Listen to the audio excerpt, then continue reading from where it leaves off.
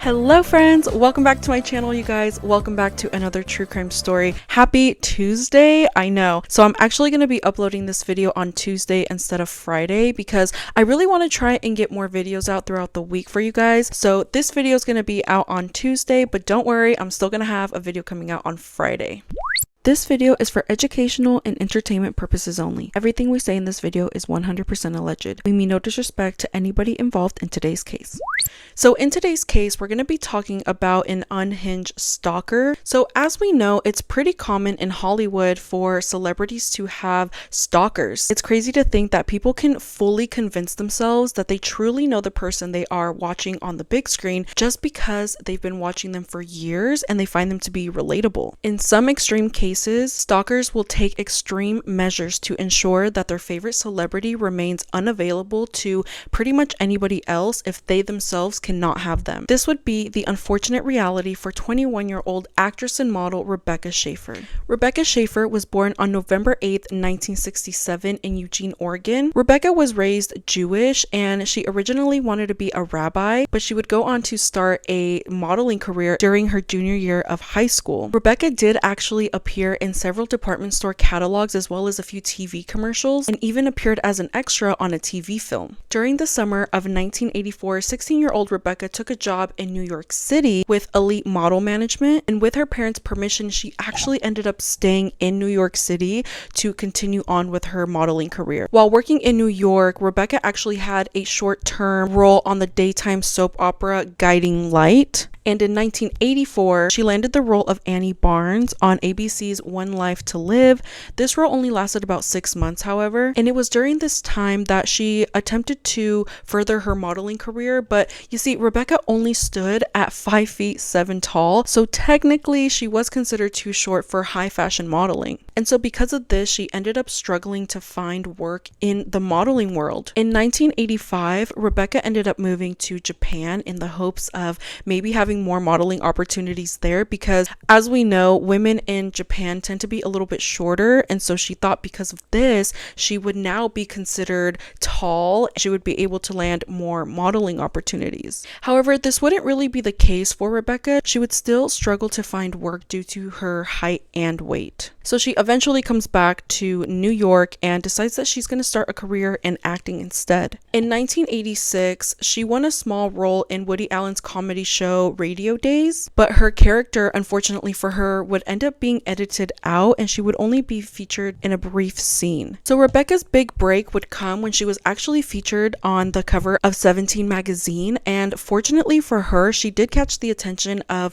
these TV producers that were casting for a new comedy show by the name of My Sister Sam. Rebecca ended up landing the role of Patricia Russell, who was a teenage girl that moved from Oregon to San Francisco with her sister Sam after the death of their parents. My Sister Sam ended up being a hit show for CBS and it ranked in the top 25. It was a really popular show, and various homes and even some fast food joints that were equipped with televisions in their dining areas would play My Sister Sam all day long, and it would be at a Jack in the Box in Tucson, Arizona that 15-year-old Robert John Bardo would find himself hooked on the show My Sister Sam. To be honest, Robert didn't really enjoy his job working as the janitor in Jack in the Box, but the one thing he enjoyed was the fact that they were always playing My Sister Sam on the TV that they had mounted on the wall in the dining room area for guests to enjoy. Robert John Bardo was born on January 2nd, 1970. He was the youngest of 7 children.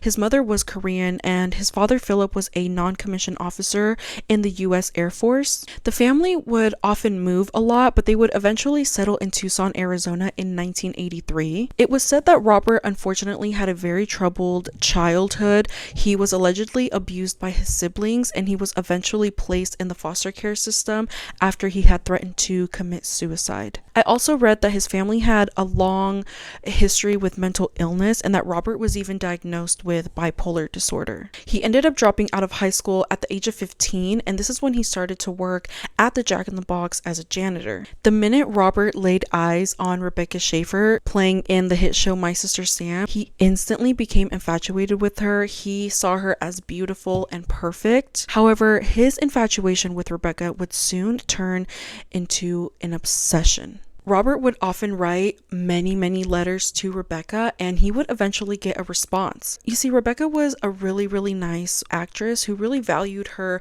fans, and so when she read Robert's letter, she immediately wanted to thank him. So she responded to him, thanking him for his support and his kind words. And this letter was all Robert needed to solidify in his delusional mind that they were now in a relationship. Unfortunately for Robert, this would be the only response that he would ever get from Rebecca. Over the years, he would send her multiple letters, but that one letter that he got in response would be the only one that he would get. And so Robert decided that it was time to take things a step further. He knew what he wanted, and what he wanted was to meet Rebecca in person. So he did this by attempting to gain access to the set of My Sister Sam. He was obviously denied entrance by the studio's security, who told him that he needed to leave the premise and never return. However, he would return a month later, but this time he was armed with the knife. He was again denied access and left. Something really important to know about Warner Brothers, they did actually have a policy that all executives and actors were to be notified about any uninvited advances made towards them. However, security would actually go on to later admit that they never notified Rebecca about Robert showing up, and they said it was because of the fact that Robert didn't really make a big fuss about it when they denied him access. He pretty much just turned around and left. So this whole time, Rebecca had no idea that Robert had attempted to gain access to her twice. Friends and family would go on to say that Robert collected every single photo that he could find of Rebecca, and he placed them all over his house, and he would even go as far as to talk about Rebecca to everybody in his life. And he even told his sister in a conversation that if he could not have Rebecca, nobody could. Despite the success of the show My Sister Sam, sadly it was canceled halfway through its second season in April of 1988 due to falling ratings. After the show ended, Rebecca had numerous supporting roles in various different TVs and movies,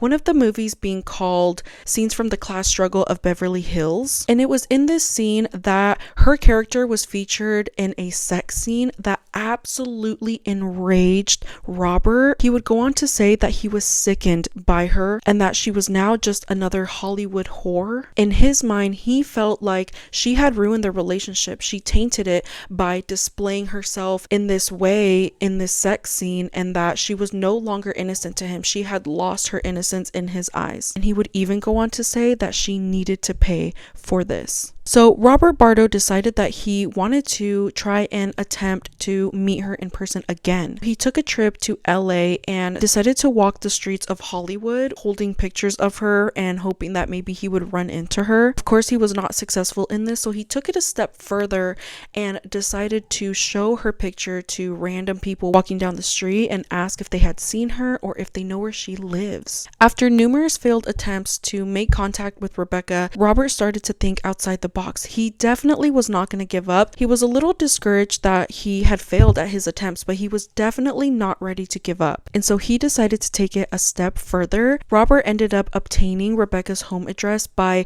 paying a detective agency who simply went to the DMV and gained this information from them. So on July 18th, 1989, Robert decided that today was the day that he would go and confront Rebecca at her home. He wanted to confront her about the sex scene. He wanted her to pay for what she had done because in his mind, she had ruined everything. He was really disappointed and disgusted with her at this point, and he just wanted to confront her and make her pay for what she had done. So with her address in hand, he shows up to her apartment. He walks up to the door, he rings the doorbell, and he patiently waits. And you see, Rebecca was actually in the middle of starring in a show or a movie. I don't really remember which one. And so she was actually expecting company that day because she was expecting someone to bring her script for this new role that she was going to be in. So when she heard somebody at her door, she happily opened it thinking it was the person she was expecting. But to her surprise, it would be Robert Bardo.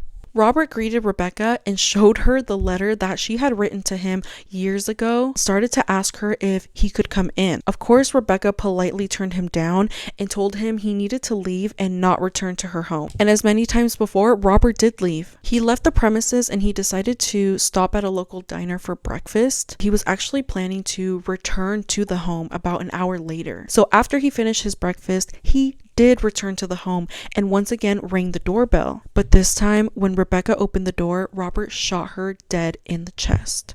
Gunshots were obviously heard by the neighbors, but by this time, Robert had already fled the scene before anybody could figure out who had done it.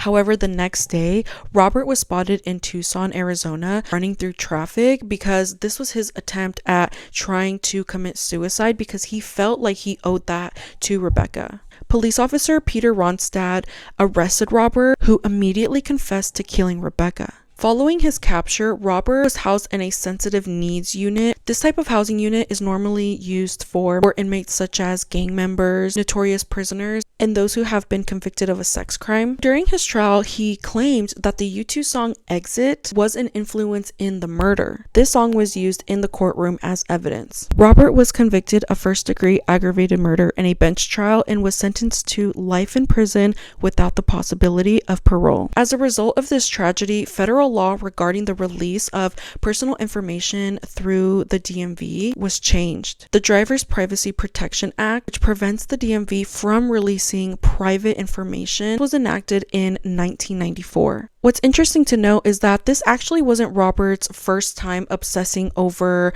a woman he had seen on TV. Prior to his obsession with Rebecca, he had actually stalked a teenager by the name of Samantha Smith, who was a child peace activist, and he had made many attempts to contact Samantha, but these all failed. And tragically, Samantha ended up dying in a plane crash in 1985 at just the age of 13. And so it was right after this where his obsession with Rebecca would begin. Let me know if you've ever heard of this case before, what you think. Honestly, my opinion is I think it's so crazy that he was able to just pay a detective to gain this information and that the DMV just gave it willingly. What my question is, what was the reason that the detective gave to the DMV as to why he was needing to obtain this information? It's crazy to me that things like this could just happen, and I'm so glad that things like this can't happen anymore. You can't just go to the DMV and request somebody's address. This was a very tragic and sad situation that did not need to happen, and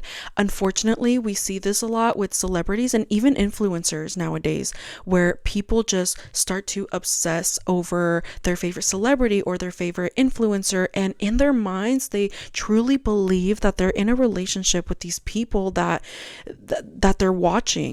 Well, that is it for me today, you guys. Thank you so much for tuning in on another true crime story. As always, if there's a case you would like me to cover, please let me know and I will do my best. I will see you guys this Friday for another true crime story. Have a great rest of your week, and I will see you guys in the next one. Bye!